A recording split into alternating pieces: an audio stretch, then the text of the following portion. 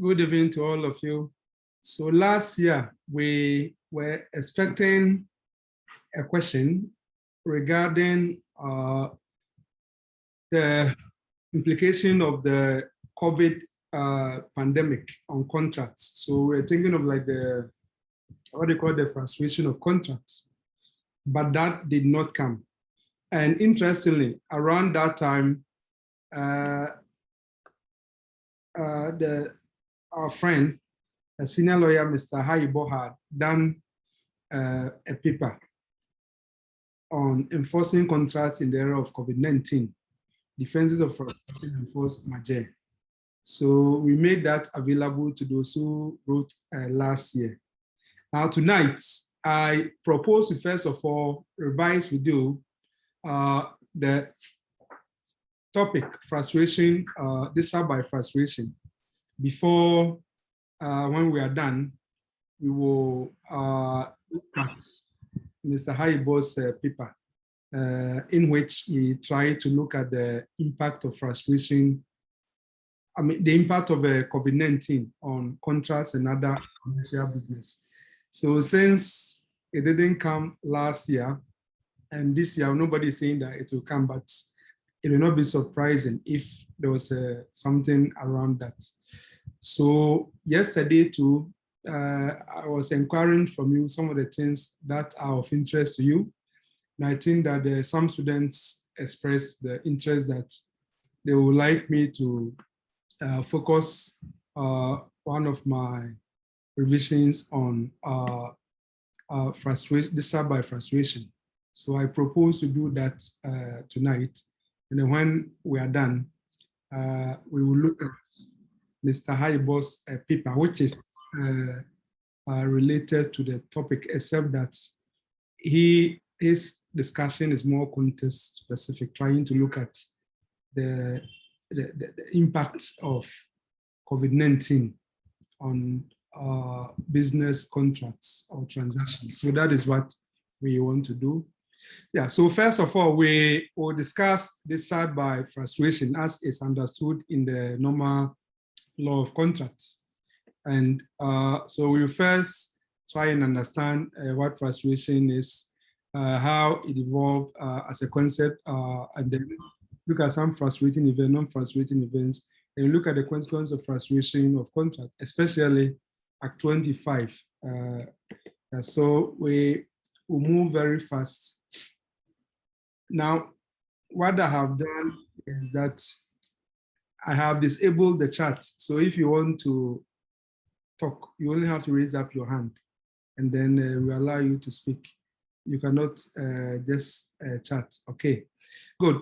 So when you talk about the frustration of contract, or a contract being discharged by frustration, we are referring to a situation where the contract has been made, the contract either is in force or just about to be started, and something happens which is not the fault of the parties and was not contemplated by them, was never anticipated by them, or it was never within their calculations when they were negotiating and making the contracts, and the occurrence of which prevents performance of the contract. So that is what frustration of the contract basically means. Now, initially at common law, the position of the law was quite strict that if you made a contract, you needed to provide for everything. Otherwise, if something happened, you will not be allowed to escape from the contractual obligation. Yeah, so that was the strict position of the common law. And of course, we will see that such approach of the common law, which we used to call like the absolute contract theory, absolute contract theory in the sense that contractual obligations were considered as absolute. Absolute meaning that they do not admit of any exception. They must be carried out at all costs. For that matter, if you're making a contract, you needed to provide for anything, all that needed to be provided for.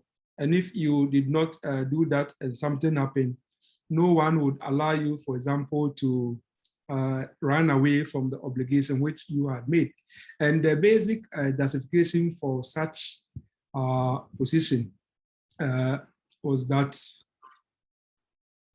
if you're a party to a contract, you can always guard against unforeseen contingencies by express stipulation.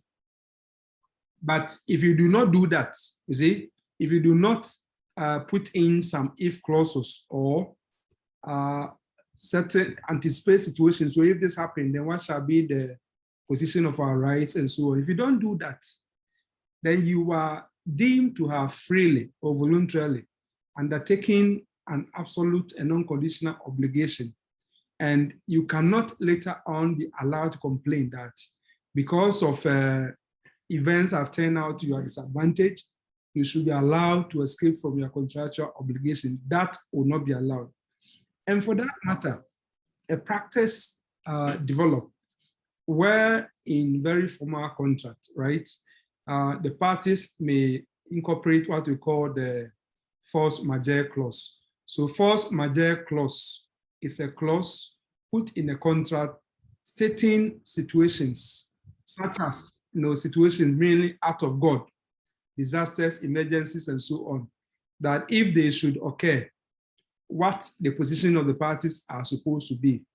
So the force majeure clause will have anticipated certain eventualities, certain contingencies, and should they occur, how the position of the parties are supposed to be.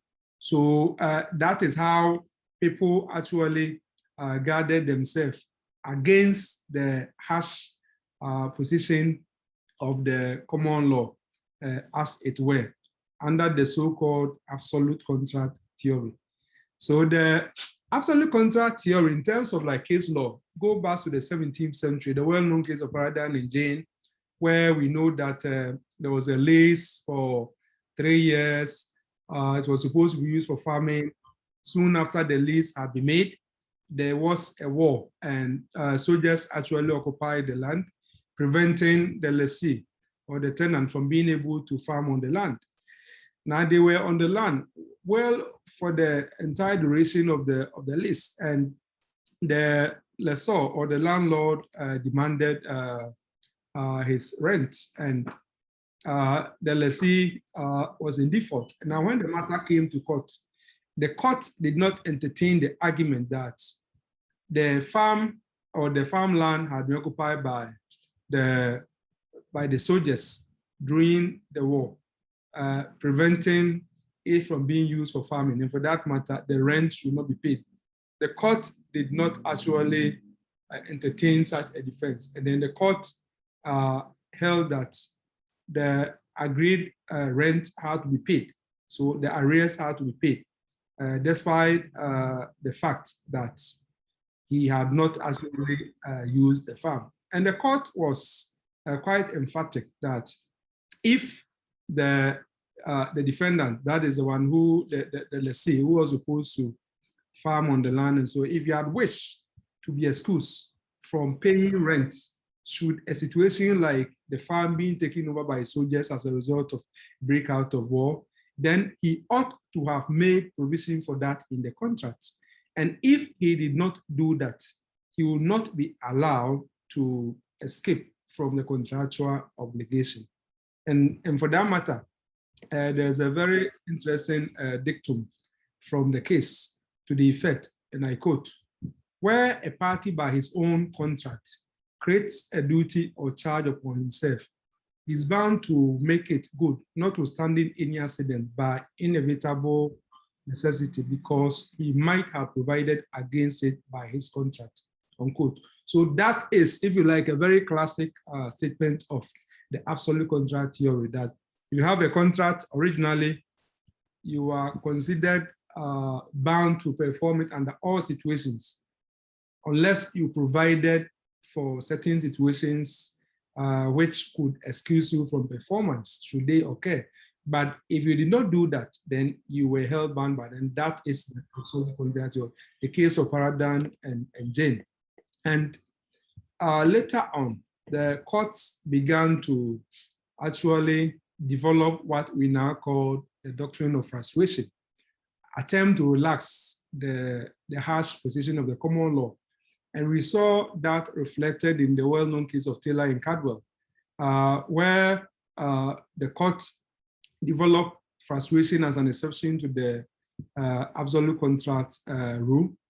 And under the doctrine of frustration, parties are discharged from their contract if circumstances or events occur which makes it impossible for the parties to perform their obligations under the contract.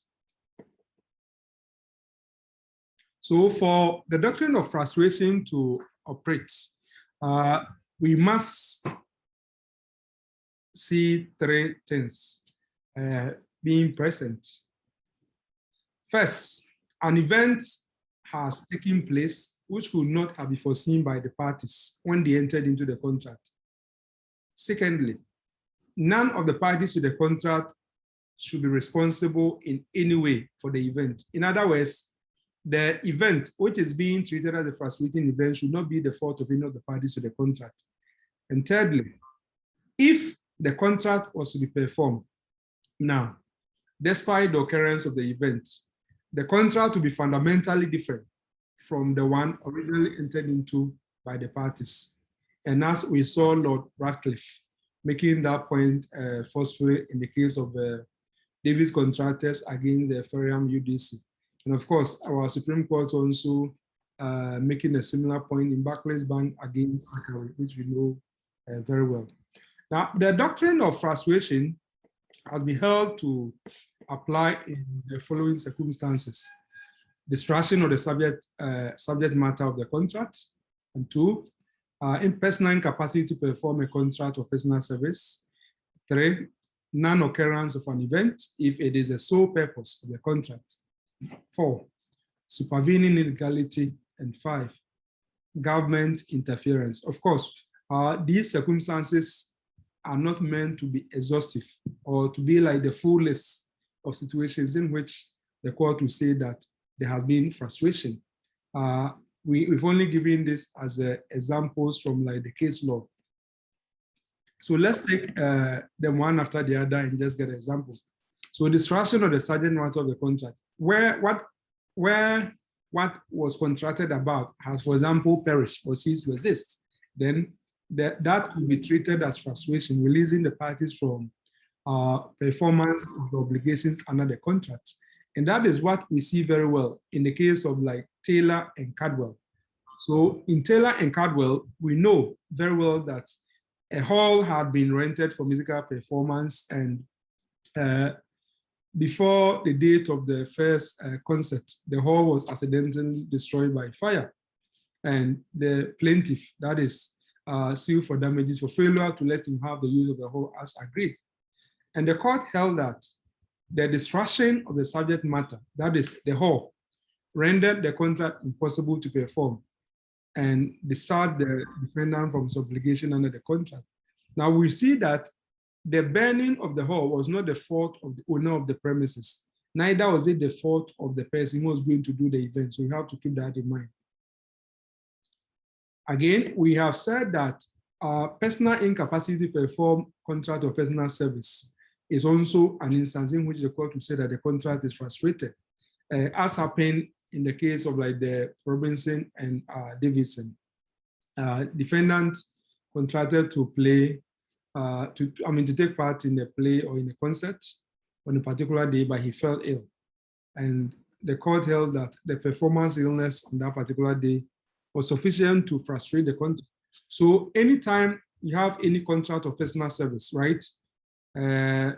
Somebody having to do something, music, teaching, anything, employment, that is a contract or personal service, meaning that it is only the person who is supposed to do the obligation in mind. Now, if something has happened and the person is not able to do that, that will be treated as a frustration. And that is what the case of Robinson and Davidson teaches us. As also we see in the Condor against the Baron Knights Limited, the plaintiff who was about 16 years contracted to perform a drama in a pop group. His duties when the group had run were to play on every night of the week. He fell ill, and his doctors advised him that he should restrict his performances to just 4 nights per week instead of every night or daily performance. The group terminated his contract, and the matter came to court. And the court held that a contract of personal service is based on the assumption that the employee's health will permit him to perform his duties. If that is not so, the contract is discharged by frustration. And of course, this particular point is consistent with some of the things that we have in our own local culture or local language. If we take the accounts or the Ashantis, for example, when it comes to a chief, or anybody swearing, they say that Yiswai Yadie. Yiswai Yadie simply means that you've taken an oath to perform your duties and all that, but an obvious exception is illness. And that is consistent with the common law when it comes to recognition of personal incapacity to perform a contract of personal service as being a frustrating ground. So let's keep that in mind. But where you have a contract of personal service and it's over a long-term nature, the courts are often reluctant to treat illness as having frustrated the contract, because the thinking is that the contract is not just of a short-term period. So if it's of a long-term period, if someone has fallen sick today, and if he can recover in a week's time or 3 days' time, why should that be treated as having discharged the contract by frustration? So in a long-term contract, in a long-term like the contract of personal service, the courts are very reluctant to find that illness has frustrated the contract. As we saw in the case of like the story against the Fulham Steelworks, the plaintiff was employed by the Steelworks for 5 years as manager. After working for 2 years, he became ill and needed time away from work. So 6 months later, he recovered, but during his illness, his employment was terminated. And some employers are quite impatient. So the plaintiff sued for breach of contract, and the defendant claimed that the plaintiff's illness discharged the contract. Now, when the matter was considered by the court held that the plaintiff's absence for 6 months did not go to the root of the 5-year contract, and termination could not be allowed.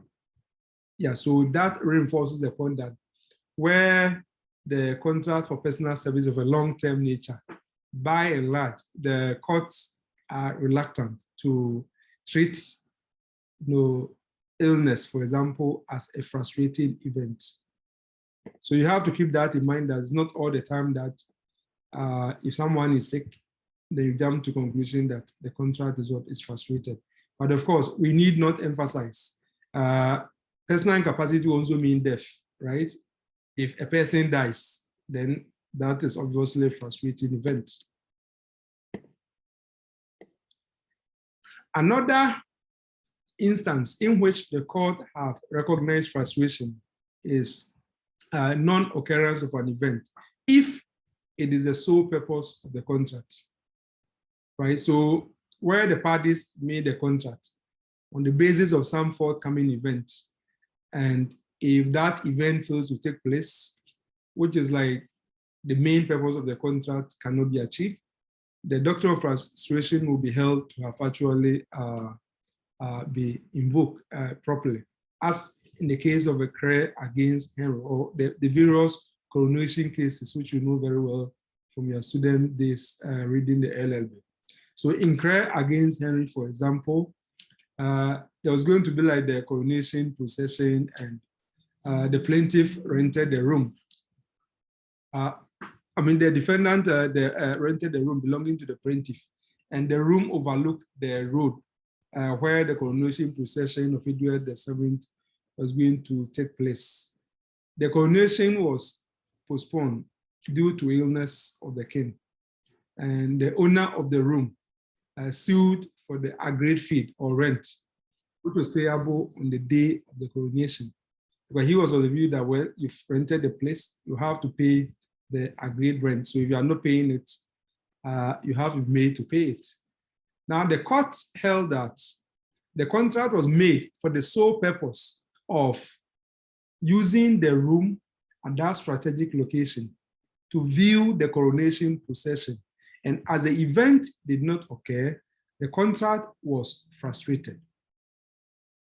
So when it comes to the non-occurrence of the event, what we need to establish is that as whether that event was like the main purpose of the contract, then the courts are more likely to come to the conclusion that it has been frustrated, as happened in Cray and Henry. But so the flip side or the reverse is also the case that the court may not treat the non-occurrence of the event as having frustrated the contract if it was not the sole purpose, as happened in the case of Henbay Steamboat against Hatton. Another coronation, not a coronation, but a royal review of the. No, there was going to be what they call the naval review, right, by the king. A very beautiful scene where all the ships are lined up, and all that, and then the king will be in a special boat, moving around, receiving salute and all that. Now, a steamboat was hired for 2 days to carry passengers for the purpose of viewing the naval review when it's being done by the king as spearhead, and for a day's cruise around the fleet. The ships are lined up. You can have a trip around them and enjoy yourself. So the review was, however, cancelled due to illness of the king. But the steamboat would have taken passengers for a trip around the assembled fleet, which remained at Spithead. Now, the court was of the view that the royal review of the fleet was not the sole occasion or the sole purpose of the contract. And so the contract was not discharged because the boats, the naval fleet were there. The steamboat will still take you around to look at them. The only thing you could not see was the king doing the review. But the king doing the review and you watching it was not the only purpose of the contract. Purpose of it was that you also have like a cruise around the fleet. So in the court's view, the owner of the steamboat was therefore entitled to the agreed high charge, less what he has earned from the normal use of the vessel over the 2-day period.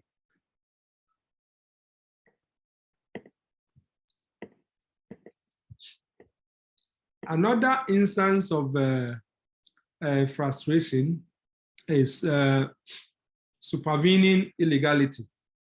So when performance of the main object of the contract subsequently becomes illegal, then the contract will be said to have been discharged by frustration.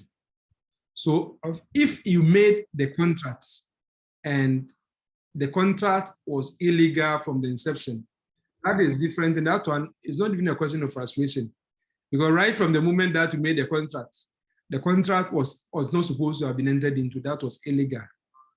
But we are talking about where you have entered into a contract and later on you have like a change in government policy or you have a change in law, so that performance of the contract become illegal. That is what would constitute frustration. And as happened in the case of a Bailey against D. Crispigny, a landlord covenanted that neither he nor his successors in the title will permit building on the paddock which adjoined the land that had been let. The paddock was then compulsorily acquired for a railway and the station was built. The court was of the view that the landlord was not liable for breach of the covenant because it was impossible for him to secure performance of it. So the covenant that neither the landlord nor his successors in title will permit any building on the paddock. It's not something which will be fulfilled because there had been an exercise of the eminent domain, compulsory acquisition powers of the state, and that had taken over it. So that is, if you like, an example of supervening illegality. And we also know the case of the Denny Mott and Dixon Limited against Fraser and Co., where two parties made an agreement relating to sale of timber and option to purchase or lease a timber yard. Both parties agreed that the sale of the timber was frustrated in 1939 by timber control orders. However, in 1941, Denny Mott and Dixon attempted to exercise their option to purchase the timber yard. And the House of Lords held that a contract for the sale of timber was frustrated because the subsequent passage of the various control of the timber orders, rendering performance of the contract, that is trading in timber, illegal. Yeah, so but Lord Macmillan made a certain statement in the course of the rendition of his opinion, which is quite instructive. He made the point, quote, that it is plain that a contract to do what it has become illegal to do cannot be legally enforceable. There cannot be default in not doing what the law forbids to be done. There cannot be default in not doing what the law forbids to be done. And that is why illegality is a perfect example of a contract being discharged by frustration.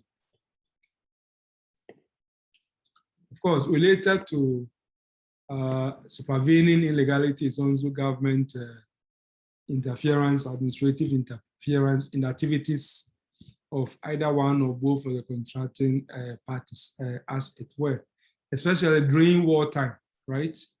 During wartime, if the maintenance of the contracts in such cases imposes upon the parties a contract that is fundamentally different from that which they made, the contract is it. And later on, you will notice that Lord Radcliffe in Davis Contractors against Ferram UDC will actually be using that as like the test of frustration, that when an event has occurred and you insist that the parties should carry out the original contractual obligation, if the end result will be letting the parties do something which is essentially, radically different from the original obligation, the original duties that they undertook to do, then that will be a strong case for saying that the contract has been discharged by frustration, as it were. And that was why in the case of the Metropolitan Water Board against Dick Care and Co.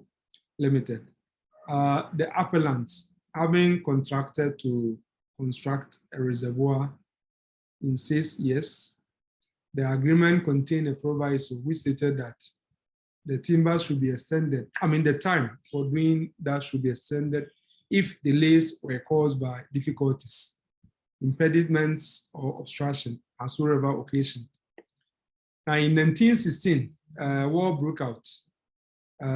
Part of the First World War, and the Minister of Munitions ordered the respondent to stop work. So Minister of Munitions is the equivalent of modern day Minister of Defense, ordered the respondent to stop work and to disperse and sell the plant.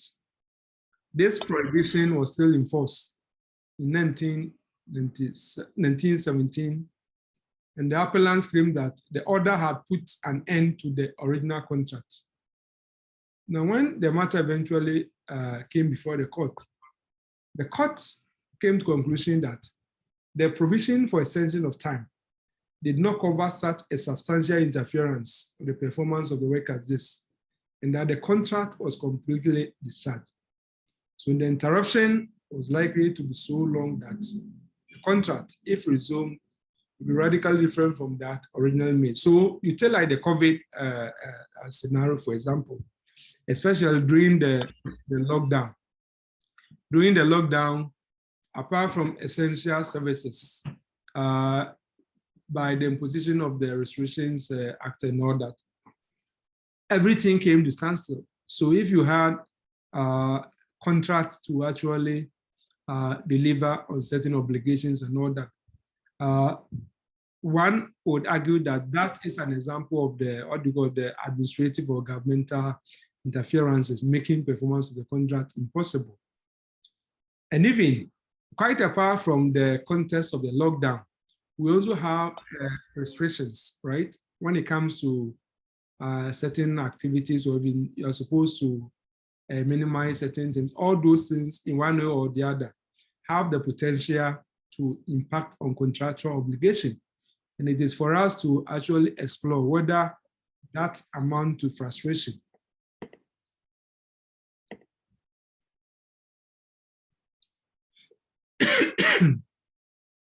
Yeah, so the and one case we can, I think we are running behind time. We have to stick to the authorities. So let's look at some instances in which the common law doctrine of frustration will not occur, or the courts have concluded that that which look like frustration is not really frustration. So one, where parties have expressly provided for in the contract for the event or contingency which has occurred. So if there's a force majeure clause, right? If the parties have provided for certain things, certain development or certain events or situations, now if those events occur, the parties to the contract will not be allowed to take advantage of the common law doctrine of frustration, because the common law doctrine of frustration operates against the backdrop that at the time of making the contract, the parties did not anticipate, the parties did not contemplate the particular event which has occurred, which is rendering performance of the contract practically impossible. So we know that the parties can have risk allocation mechanism or clause in the contract, and that is what a force majeure actually does. And so where they have nicely done that, then that is what you have to seek remedy, and not the common law doctrine of frustration. Again, the doctrine of frustration does not apply simply in a situation where a contract has become more expensive or difficult or burdensome to perform to one of the parties. You can't say that the contract has become more expensive or difficult or burdensome to perform, and for that matter, that is frustration. No, that is not necessarily what frustration is. And that is why in the Chakiro against the Nobel and Tor case, in October 1956, the sellers agreed to deliver groundnut from Port Sudan to buyers in Hamburg, Germany. Shipment to take place in November, December 1956. On November 2nd, 1956, the Suez Canal was closed to traffic, just like recently when Iran sought to interfere with the canal. Now, the sellers failed to make the shipment, and when sued for damages, they claimed that the contract had been frustrated. But the UK Apex Court at the time, the House of Lords, eventually came to the conclusion that that event was not sufficient to discharge the contract for frustration. It had not become impossible to carry out the contract. A shipment could have been made via the Cape of Good Hope, a longer and much more expensive operation. So if Suez Canal was blocked and you could not go there, there was another route. You could go through the Cape of Good Hope. That's why the fact that that is relatively a longer route, and meaning that it will be a bit more expensive. It's just like you have a contract for someone to deliver something in Tamale, right? Let's say a truck. And let's suppose that the road from Accra to Kumasi especially is block. You don't treat that as frustration because apart from the Kumasi, Accra to Kumasi and then to Tamale route, there are alternative routes by which you can get to Tamale. So that is the same point what the Chaklover's case was trying to establish. And similarly, in Davis Contractors Limited against Ferram Urban UDC, which is the case which is celebrated as being a synonymous explanation of a frustration. The plaintiffs contracted to build the defendants 70 council houses within 8 months for a fixed price through no fault of the plaintiffs. There got a time that there was a serious scarcity of skilled labor, and the work took 22 months to complete at the cost of £115,000. Now, the plaintiff made the argument that by reason of the scarcity of the labor, the contract had been frustrated and that they were entitled to recover a sum in excess of the contract price on the basis of quantum merit. The court held that the plaintiff's claim should fail because the hardship, material loss, or inconvenience did not amount to frustration, and the obligation must change such that the thing undertaken will, if performed, different thing from that contracted for, or be radically different from that contracted for. And that was why, in the course of the delivery of the judgment, Lord Radcliffe stated, and I quote, that frustration occurs whenever the law recognizes that without default of either party, the contractual obligation has become incapable of being performed because the circumstances in which performance is called for would render it a thing radically different from that which was undertaken by the contract. And so that is a very instructive and illuminating explanation of the frustration per Lord Radcliffe in Davis Contractors against the Ferram UDC. A third instance in which the courts have stated that frustration does not apply is where one party is responsible for the frustration event. And we call that self-induced frustration. If you remember, at the very beginning of this session, when we were explaining frustration, we said that 3 things. Having entered into the contract, an event has occurred or subsequent event occurs, it should not be the fault of any of the parties. So none of the parties should be responsible for that event. And thirdly, that event should actually render performance of the contractual obligation radically different from that which the parties actually undertook to do. So where we can link the event you are relying on as frustration to one of the parties, that is self-induced frustration, and that will not actually count as frustration. And that was why in the case of Maritime National Fish Limited against Ocean Trawlers Limited, the appellants entered into a contract for the hire or charter of a trawler for use in otter trawling from the respondents. They had 4 other trawlers of their own, and they applied to the Canadian Minister of Fisheries for the necessary licenses for 5 trawlers, but were granted only 3 licenses, in that there was a shortfall of 2 licenses. They nominated 3 of their own trawlers for the licenses and argued that the contract for the charter of the 5th trawler had been frustrated since it could not lawfully be used. Now, when the matter eventually came before the Privy Council, it was held that the contract was not frustrated as the appellants are decided quite deliberately not to nominate the respondent's roller, and were therefore responsible for the frustrating event, because we're giving, despite the fact that we needed 5 licenses, we're giving 3. So if you're giving 3, if you have chosen to use the 3 and then ignore the other 2 vessels from not having a license, why should you turn around and say that your inability to get the license should be deemed to have frustrated the contract? You could have given some of the 3 licenses to the other vessels. But the onus of proving that the frustration was self-induced always rests upon the party raising the allegation.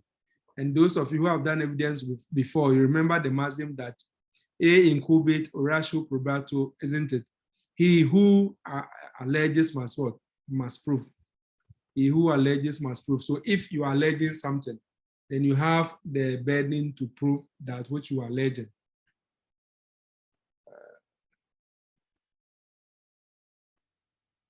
I've seen somebody's hand is up. Is your hand up?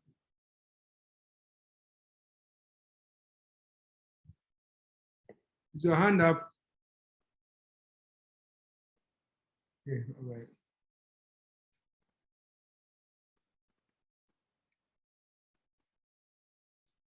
Yeah, so a good illustration of the self-induced frustration, and the fact that if you are alleging self-induced frustration, then you bear the burden to prove it. It's the case of a Joseph Constantine steamship line against Imperial Smelting Corporation. The day before chartered ship was due to load a cargo, an explosion of such violence occurred in auxiliary a boiler that the performance of the charterer party became impossible. The cause of the explosion could not be definitely ascertained, but only one of 3 possible reasons will have imputed negligence to the ship owners. The House of Lords held that since the charterers were unable to prove that the explosion was caused by the fault of the owners, the defense of frustration succeeded and the contract was discharged.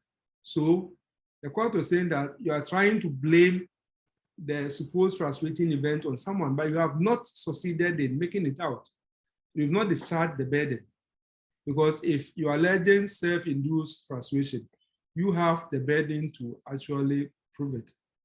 So having known what constitutes frustration and what does not constitute frustration, we would like to quickly revise our knowledge on the consequences of frustration of contracts. Now, at common law, once a contract is frustrated, it abruptly and automatically comes to an end. So frustration automatically abrogates the contract or discharges the contract, brings the contract to an end. That is the common law position. And the contract is not void ab initio. So please, let's pay attention. Saying that the consequence of frustration, just give me 1 second.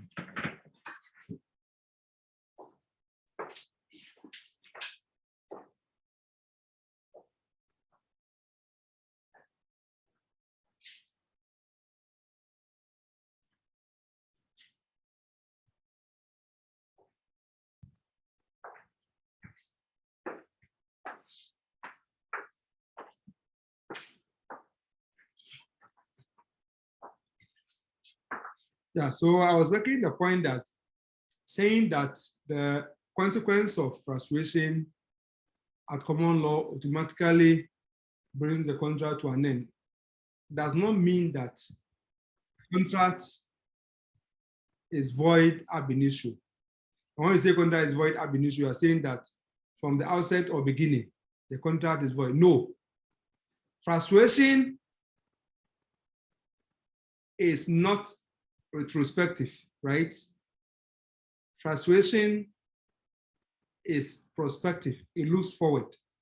So if an event which is supposed to frustrate the contract has occurred, then from that moment into the future, if there were obligations which were supposed to have been performed, they will no longer have to be performed. And that is why we say that it applies only from the time the frustrating event occurred and not before, as it were. And what that means is that at common law originally, if before the frustrating event happened, work had been done or money had been transferred, the common law rule was that losses lie where they fall. So the loss will lie at where they fall.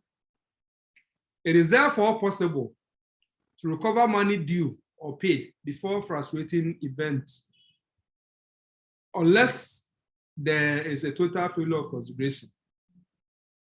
So if money had been paid, right, before frustration occurred, at common law, that money could not be recovered unless there had been total failure of consideration.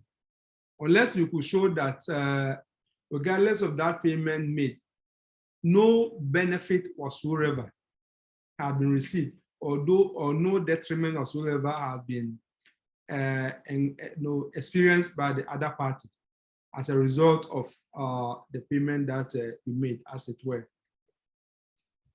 And that was why in the well-known case of Chandler against Webster, the defendant agreed to let a room in Palmer for the purpose of viewing the coronation procession in 1902. The price was 141 pounds, a little over that, and it was to be payable immediately. The plaintiff paid 100 pounds, but he still owed the balance when the contract was discharged on June 24th, 1902, owing to the abandonment of the procession because of the king's illness. Now, the plaintiff sued for return of his 100 pounds, and the defendant made a counterclaim for unpaid amount of 41. So there have been like advance payment of 100, leaving 41 and 15 shillings we pay later on. Now, when the matter came before the court held that not only that the plaintiff had no right to recover the sum of 100 pounds, but also that he was liable for the amount of 41 pounds. In the court's reasoning, the obligation to pay the rent had fallen due before the frustrating event occurred. In other words, then the whole amount of 141 pounds was supposed to have been paid, because the contract was that the 141 was payable immediately. Payable immediately means that when the contract was made, the payment ought to have been made there and then. And if you had not made the payment and later on, the purpose of renting the place could not be met, because like the king who was going to do the coronation procession was sick and had actually abandoned it and all that. That is frustration, but the obligation to pay the rent had accrued before the frustration. And since we have said that frustration is not backwards original at common law, by it looks forward, obligation which had accrued or which had actually become due to be met will still have to pay. So you still have to pay the 141 pounds.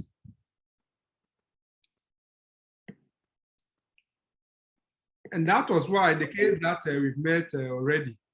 Remember the Cray and Henry. The coronation case that we saw, somebody also rented the room to view the coronation. It was cancelled and all that because the king was ill.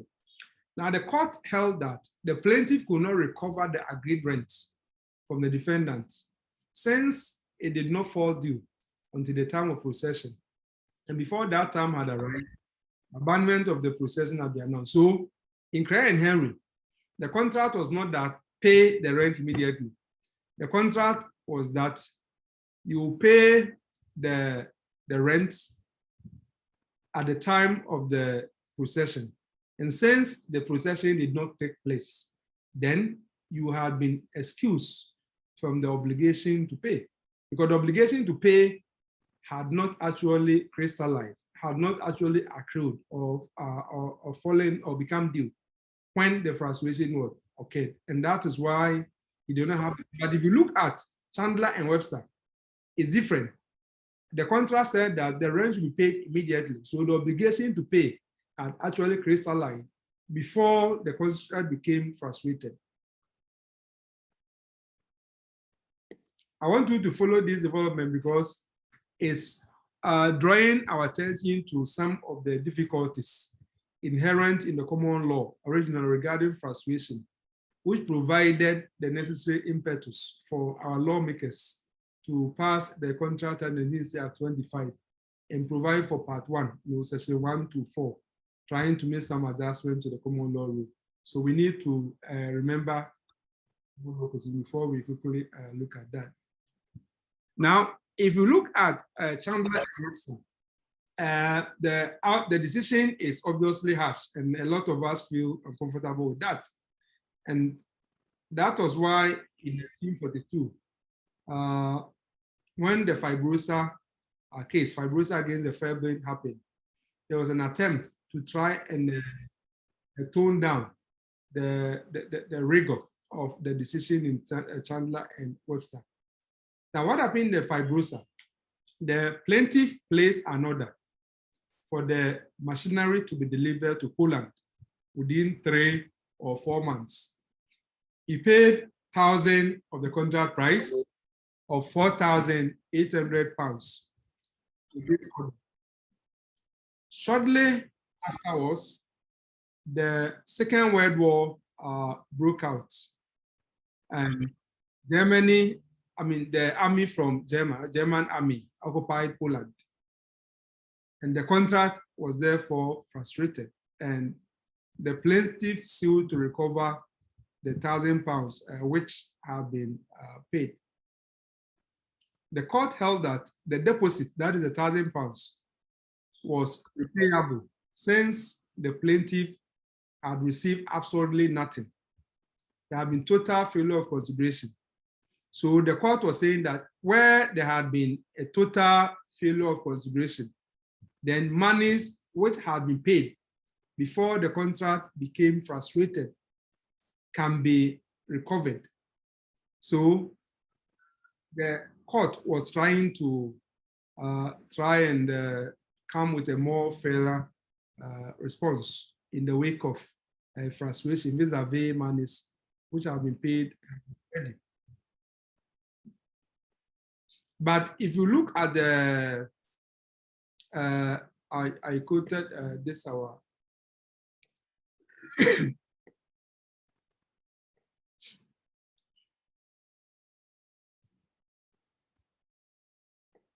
session, yeah, okay, so if we look at the Contract Act and 1960 Act 25,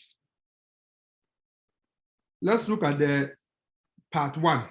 It's headed the frustrated contracts part. And section 1 goes like the adjustment of rights and liabilities.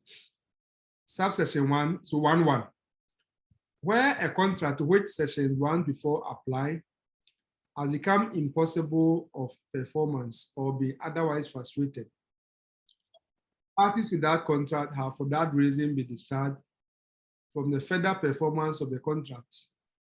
This section shall, subject to sections 2 and 3, have effect in relation to that contract. So what we should remember with respect to the Contract Act, especially by section 1.1, is telling us about when the specific rules which we are going to go through under the rest of the provisions. Excuse me, just 1 minute.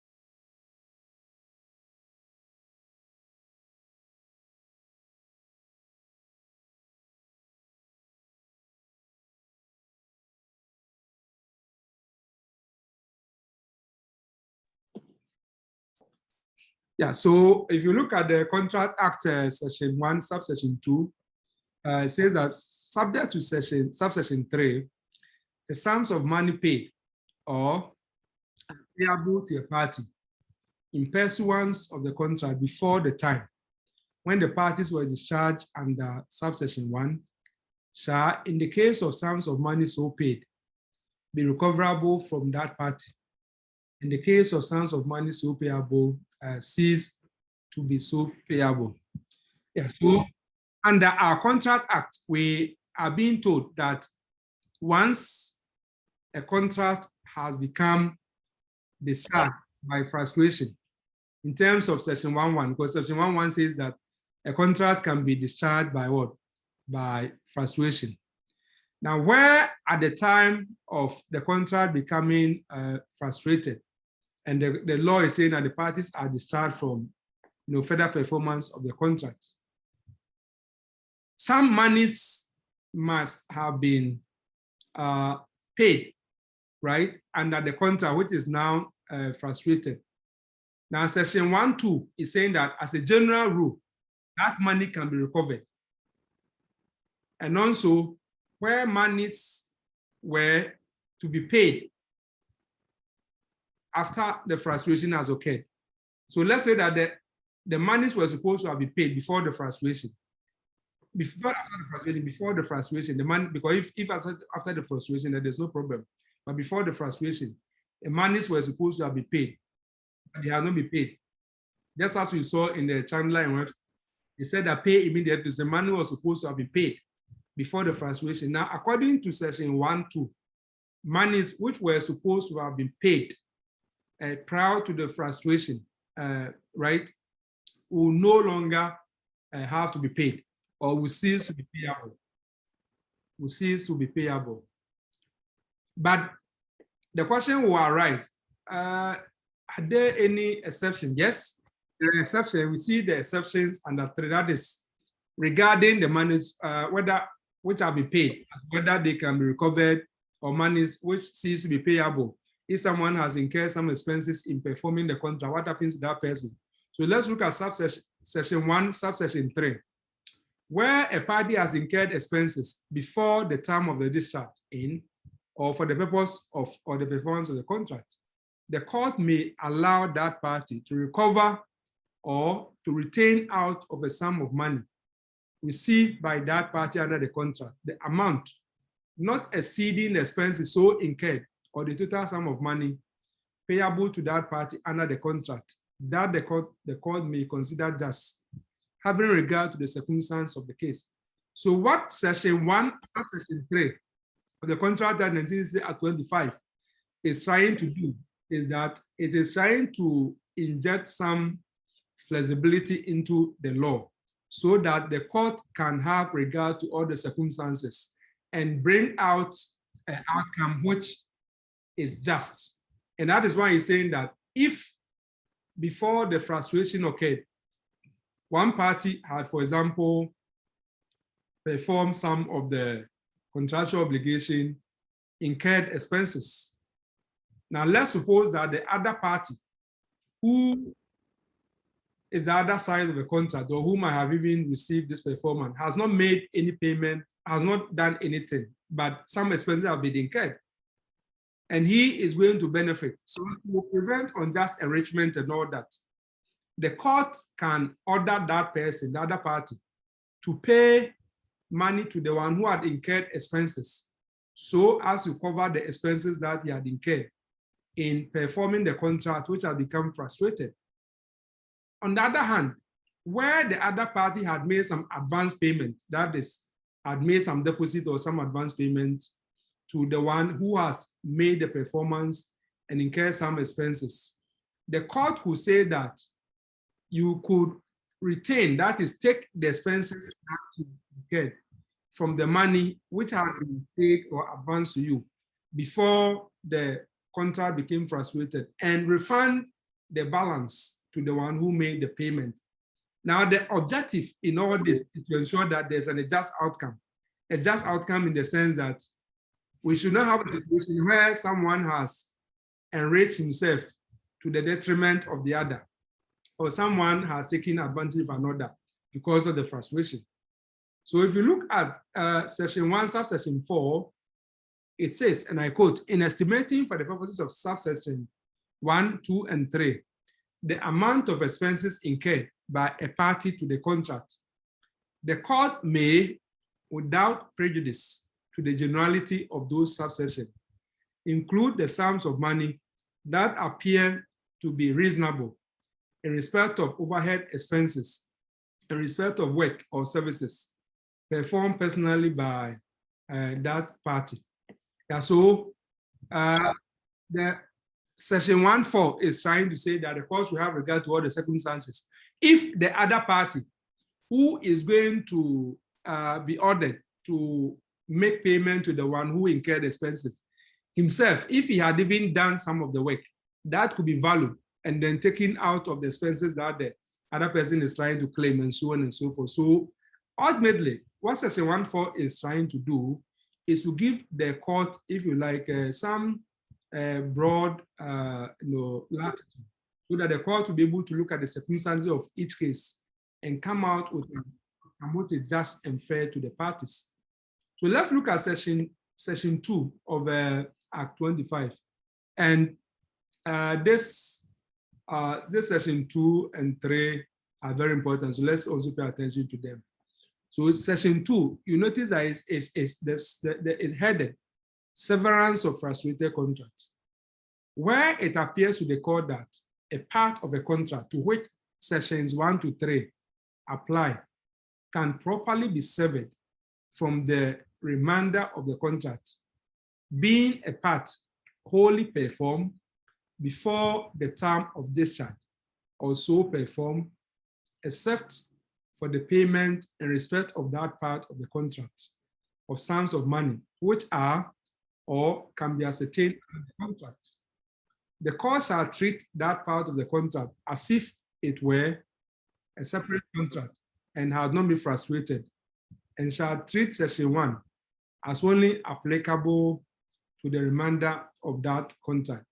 So what section 2 of Act 25 is trying to do is that in appropriate cases, the court can cut out the frustrated contract from the rest of the contract, and the other parts, especially where the expenses have been incurred or monies which have been paid and all those things, they can be cut out from the rest of the contract which have become frustrated. That is, as to the future obligations, that is a frustrated. The court can sever that frustrated bit from the rest and deal with the rest of the contract, which is not affected by the frustration.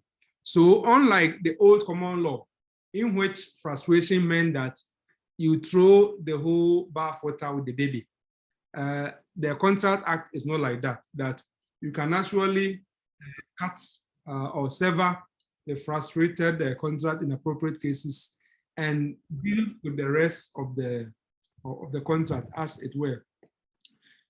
Now, section 3 is headed contracting out, and that is it's taking us back to some of the points that we canvassed earlier on regarding force majeure clause, right?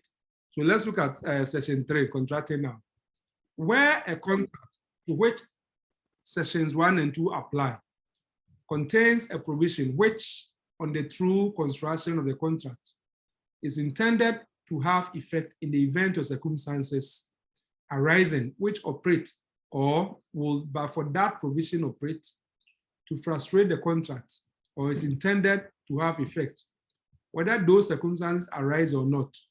The court shall give effect to that provision and shall only give effect to section 1 and 2 to the extent that appears to the court to be consistent with the provision. In other words, the section 1 and 2 actually make provision for frustrated contracts, or how to adjust the rights of the parties to frustrated contract. Nevertheless, it is open to the contracting parties to make their own agreements concerning certain events or certain situations. So where they have made provision for certain events, or even where they have, let's say, either expressly stated that section or the Contract Act regarding frustration shall not apply to this contract, then what that means is that they have contracted out expressly, or they can contract out impliedly by making their own provision for how the court should deal with the rights of the parties in the event of frustration. And where that is the case, then the court will ordinarily not apply section 1 and 2.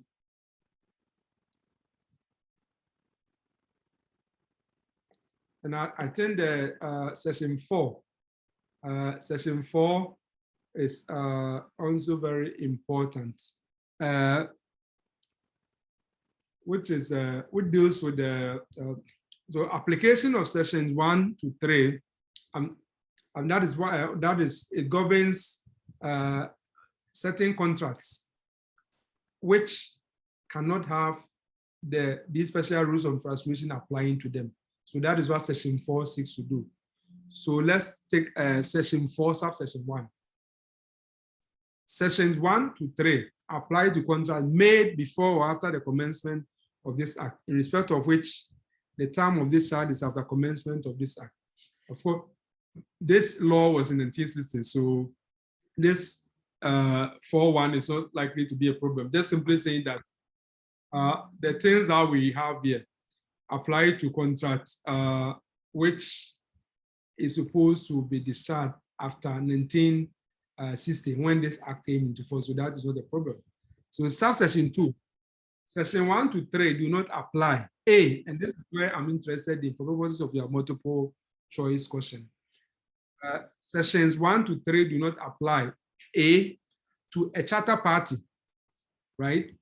So when we say a charter party, that's a contract relating to the hiring of like a vessel. Except a time charter party or a charter party by way of demise, or to a contract other than a charter party for the carriage of goods by sea. Or B, to a contract of insurance.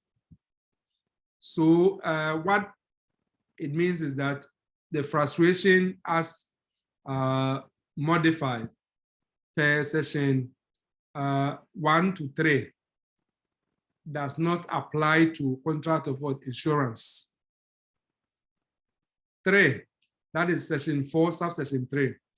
For purposes of sections 1 to 3, the time of discharge means the time when the parties were discharged under subsection 1 of section 1. Okay, so this will mark the end of our quick revision of the doctrine of frustration. And I will now intend to use some 10 minutes to quickly walk you through Mr. HAYIBOR'S presentation.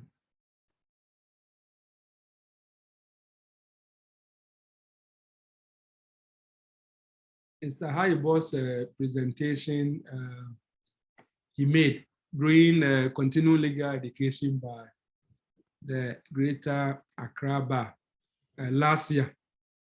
And he spoke on enforcing contracts in the era of COVID-19, the defenses of frustration enforced Majeure.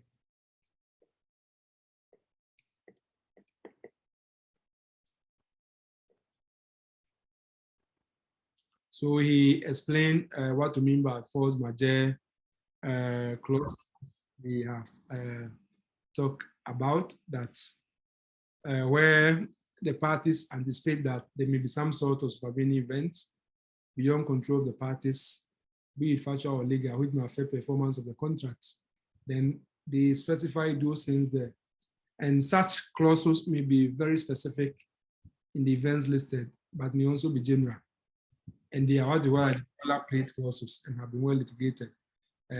Just like in a very standard form contract, as it were. So force majeure is based on agreement entered into by the parties. So that's one thing that we should keep in mind. But frustration arises because of the effect of supervening event on performance or on the reason for bargaining for that performance in the first place. And he makes reference to the words of Lord Radcliffe, which we have quoted from the case of Davis Contractors Limited against Fareham UDC. So we're not ourselves. And then a question he asks, under what circumstances will force majeure apply? The party seeking to invoke force majeure must prove the scope of the clause and demonstrate that the first fall within the scope. It just like an exemption clause, if you like, because exemption clause, so you need to show that the scope of it, right, covers the particular breach which has occurred, for which reason you are seeking to actually escape liability. So force majeure, non-performance might be due to circumstances beyond the control of the party, and for which the party has not assumed responsibility as it were.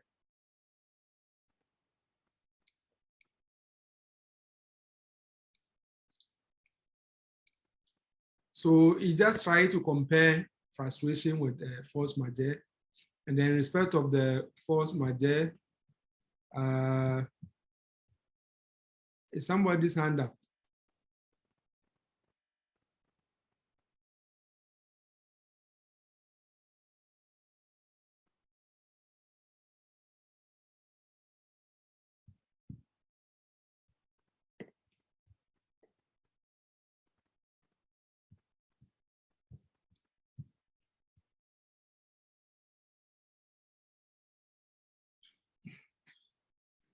So still trying to speak about the distinction between force majeure and force and frustration, he made the point that non-performance must be due to circumstances beyond the control of the parties, and for which the party has not assumed responsibility. And that there have been no reasonable steps which could have been taken to avoid or mitigate the supervening events or its consequences. And the notice of invoking clause must be complied with. In other words, if you have a force majeure clause and something has occurred which is covered by the force majeure clause, you need to serve notice on the other contracting party that you are actually invoking the force majeure clause so as to excuse you another party from whatever was supposed to have been done due to the force majeure. Now let's contrast that with frustration. So under what circumstances frustration apply? Supervening event has made it impossible, despite all reasonable efforts to perform, right? Even if he wants to perform under the contract, the final outcome will amount to delivering something totally different from what he has been contracted to perform. And that is what Radcliffe also said, that if you are to push the contracting party to carry out the original contractual obligation, despite the frustration, and letting the person do something different from what he or she has contracted to do.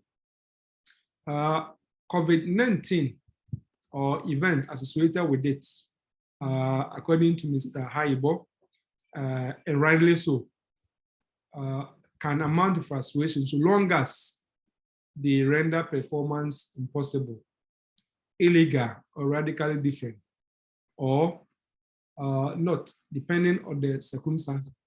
Yeah, so, under appropriate circumstances, COVID-19 or its related events can be a frustrating circumstance.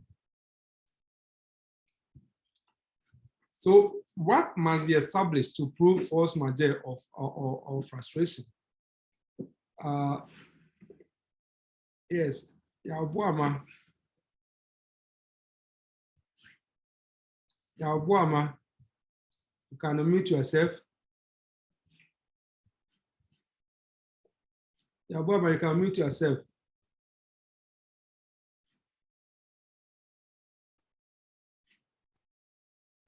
You can unmute yourself. I've released you.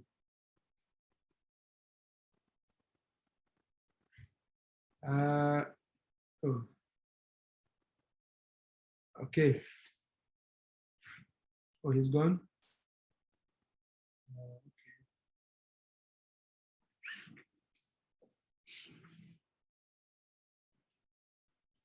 So with respect to force majeure, causation must be established. In other words, if you want to invoke a force majeure clause, you need to show that you need to show how the event which has occurred actually fit within the force majeure. So the affected party or the impacted party will need to show a causal link between, let's say, COVID-19 and this failure to perform. If you are saying that COVID-19, for example, falls within the scope of your force majeure, assuming you have included the public health emergencies in your force majeure clause, then you need to establish the causal link between that. And the impacted party will need to show that performance is impossible and not just difficult or unprofitable, as we saw in the Davis contractors case, as well as the Chakyogo's case. And duty to mitigate. Duty of mitigation means that the affected or impacted party will need to take reasonable steps in good faith and with due diligence to minimize or avoid the effects, whatever is contemplated by the force majeure clause on its contractual performance.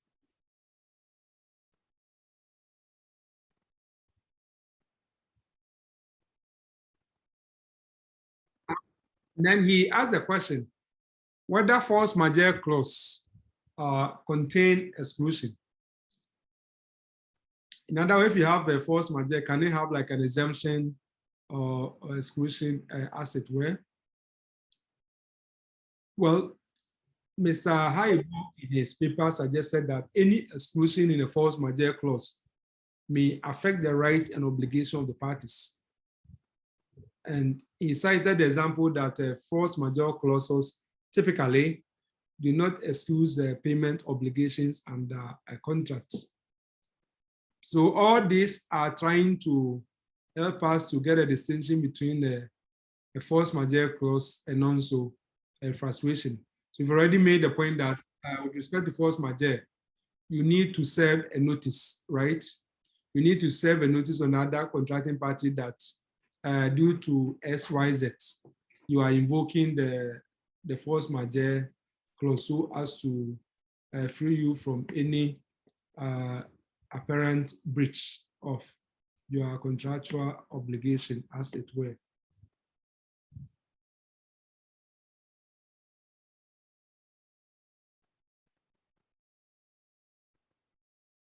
Now let's talk about frustration now.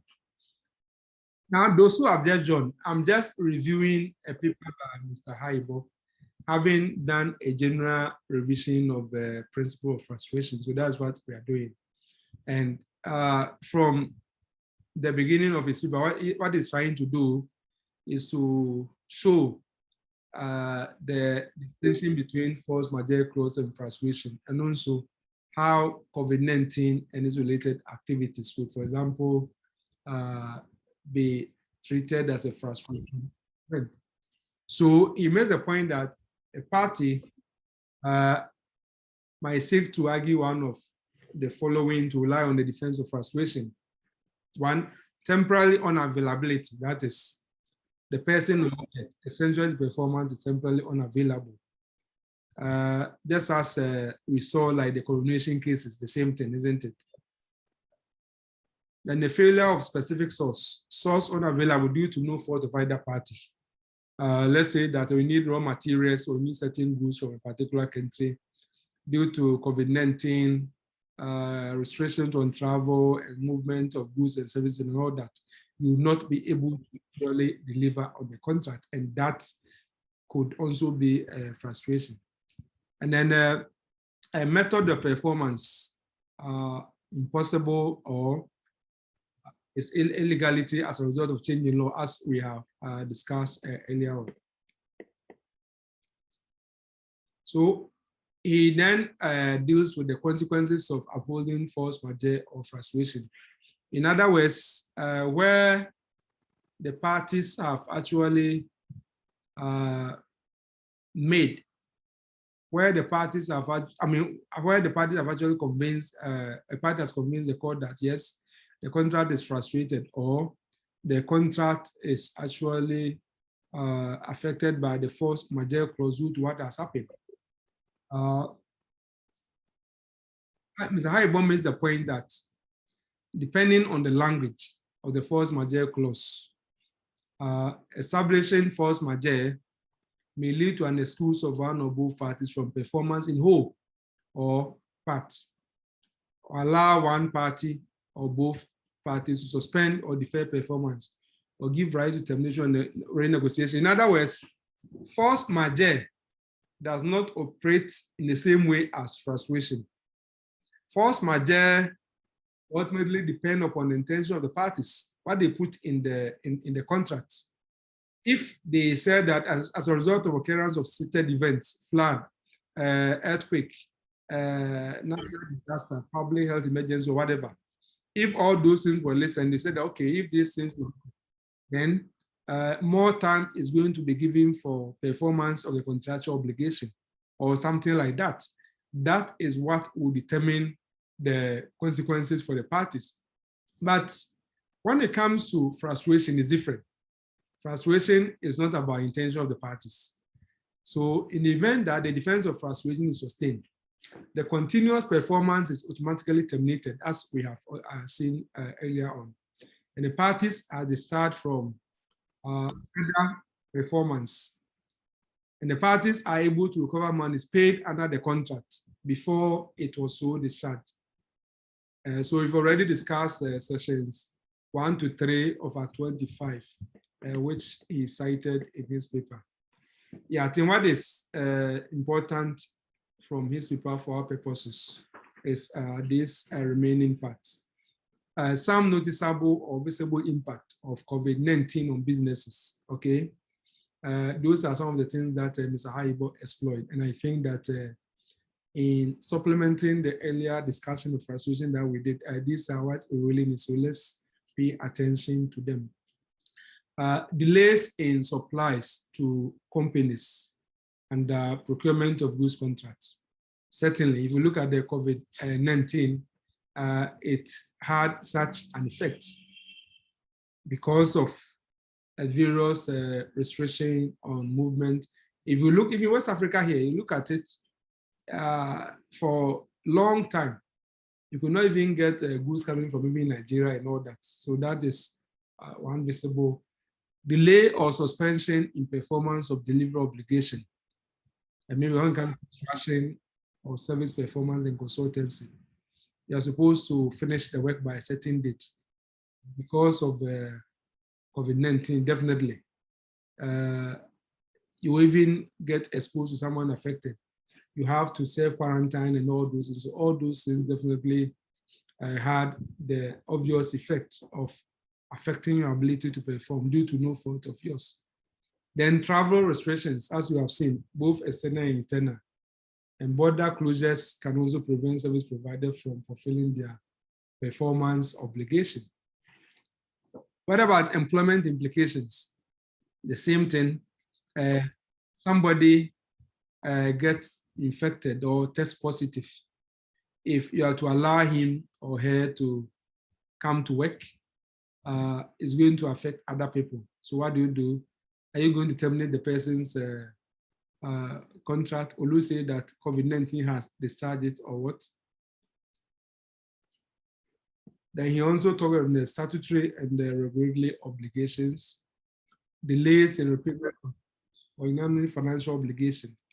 That is another area. But if you look at the Barclays Bank case against ACCRA, which we have met already, that if you have the primary obligation is to pay the loan, and for that matter, the purpose which we're going to use the loan for could not be achieved and all that. That did not operate event.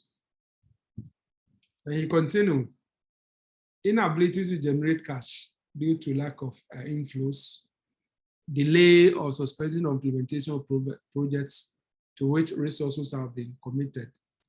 So all that he's trying to do, just to give us some practical instances as a result of the COVID. And based upon our understanding of the doctrine of frustration, we can then work it out as whether they meet the test of frustration.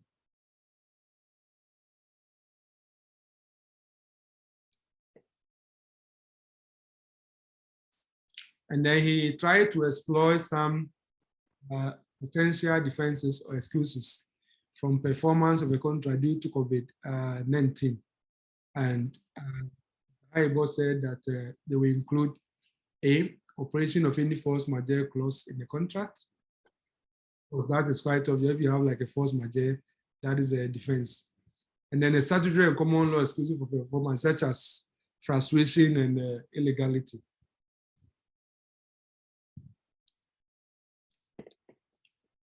And he decided to look at the commercial and contract law implications of the COVID-19, and he makes the point that exercise of statutory powers by a government entity or government may also have the effect of suspending performance of works. In that case, a party must request suspension by way of contract variation.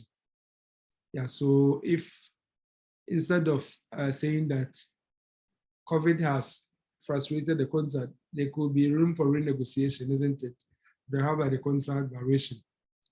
So they may be right to vary contract terms or renegotiate terms before an event of default occurs, or restructuring of some loans where possible by granting moratorium on interest payment or realization of certain financial.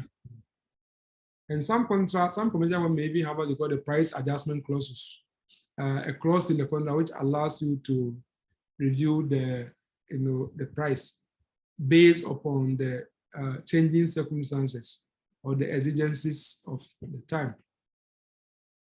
Then he asked the question, as he was concluding, where to find possible defenses or excuses, alternative reliefs. He points out that the main source are contractual agreements, so such as third-party service or supply agreement, construction project agreement, employee agreements, social obligations, regulatory directives, or changes in the law. Then another potential source of contractual reliefs, service contract. You can have like a suspension or renegotiation. I mean, these things he's talking about are matters which are for practitioners, not really LLB students. So you don't have to worry yourself so much about that.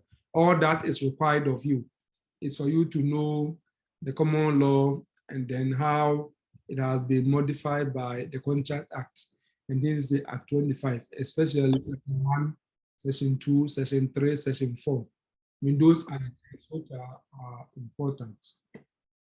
Good. So I would like to take any questions or contributions which you may have before we end. If you want to speak, just raise up your hand and then I will release you.